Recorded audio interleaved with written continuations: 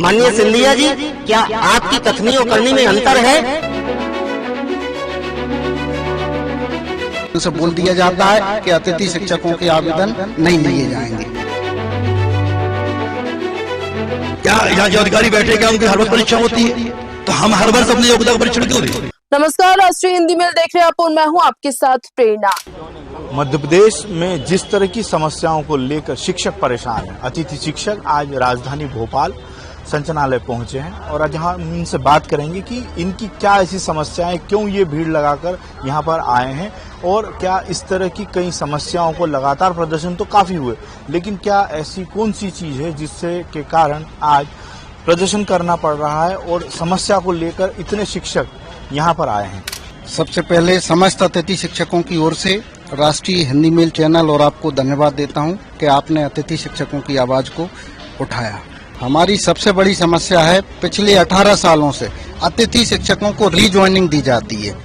साल भर में 2-3 महीने के लिए हटा दिया जाता है। जब रीज्वाइनिंग देते हैं तो कोई ना कोई नया नियम लागू कर देते हैं। वर्तमान सत्र में भी एक नया नियम उन्होंने लागू कर दिया कि आपकी उपस्थिति 90% से कम होगी तो ज्वाइनिंग नहीं दी जाएगी, जबकि ज्वाइनिंग के समय ऐसा कोई आदेश, ऐसा कोई नोटिस अतिथि शिक्षकों को नहीं दिया गया था। आज विभाग को ये चाहिए था कि आप सबसे पहले हमको अवकाश की सुविधा देते। यदि 13 और CL और 3 EL हमको मिलती तो शायद ये स्थिति उत्पन्न नहीं होती, क्योंकि अतिथि शिक्षक भी इंसान है। इनके घर में भी घटना दुर्घटना हो सकती है, इनके परिवार में भी कोई गंभीर रूप से बीमार हो सकता है, हॉस्पिटल में एडमिट हो सकता है, किसी के घर में अतिथि शिक्षकों की शादी हो सकती है। हमारी अतिथि शिक्षक बहनों को महिला प्रसूति अवकाश तक नहीं दिया जाता, जिनके कारण वो उपस्थित नहीं हो पाए और उनकी उपस्थिति 90% से 80 और 75% तक उनकी उपस्थिति थी, जिसके कारण इन्होंने विभाग ने उनको बाहर कर दिया। बार बार आवेदन निवेदन के बाद भी इनकी ज्वाइनिंग नहीं हो पा रही। मध्य प्रदेश में लगभग 8-10 हजार लोग ऐसे थे। पिछले 15 दिन में लगभग आधे लोगों की ज्वाइनिंग हो गई है, लेकिन आधे लोग जो 4-4, 5-5 बार यहाँ DPI में आवेदन दे चुके हैं, इनका समाधान नहीं हो रहा। DPI के अधिकारी इनकी सुनने को तैयार नहीं है।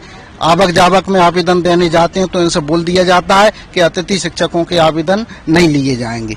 बहुत से अतिथि शिक्षक ऐसे हैं जिनके नाम पर 10 साल पहले कोई रिटायर हो गया, उसका नाम आ गया, भाई इसको कौन सुधारेगा? आप उसका नाम हटाइए और इनको ज्वाइनिंग दे दीजिए। अतिथि शिक्षकों को ज्वाइनिंग नहीं दी गई तो सबसे पहला कदम तो हमारा ये रहेगा, जब तक अवकाश का आदेश जारी नहीं होता पूरे मध्य प्रदेश में काली पट्टी बांधकर हम अतिथि शिक्षक काम करेंगे।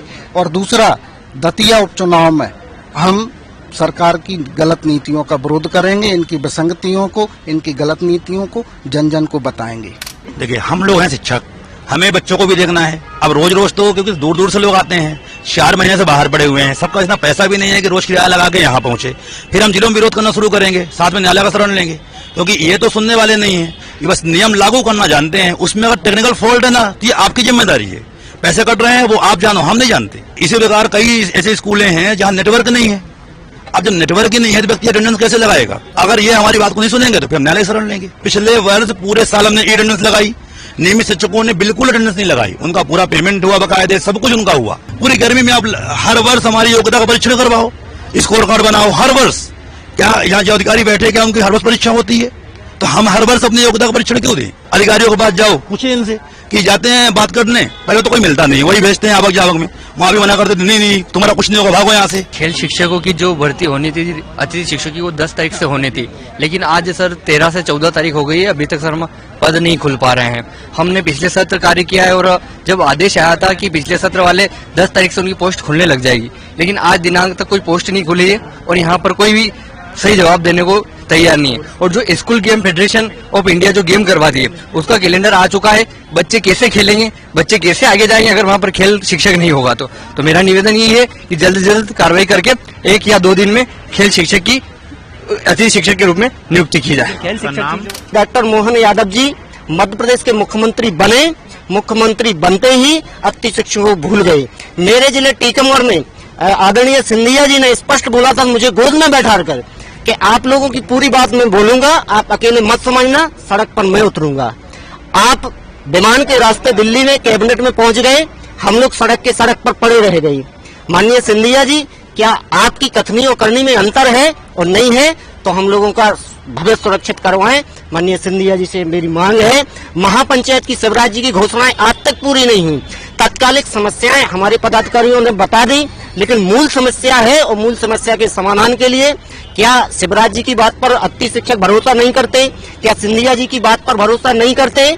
क्या डॉक्टर मोहन यादव जी की बात पर भरोसा नहीं करते? हम लोगों ने कौन सा गुनाह किया आपकी बात पर भरोसा करके? आज देखिए कि जिस तरह की मूलभूत सुविधाएं होती है और सरकार का जो सिस्टम है कि शिक्षा पर विशेष ध्यान देना चाहिए, लेकिन ध्यान नहीं दिया जा पा रहा है। और अतिथि शिक्षकों ने जिस तरह से अपनी पीड़ा आज यहाँ पर बताई है, तो अब देखना होगा कि क्या इनकी कोई समस्या को सुनता है और इन्हें न्याय मिलता है या नहीं, यह तो आने वाला वक्त ही बताएगा। राष्ट्रीय हिंदी मेल के लिए मैं अमरीश शर्मा।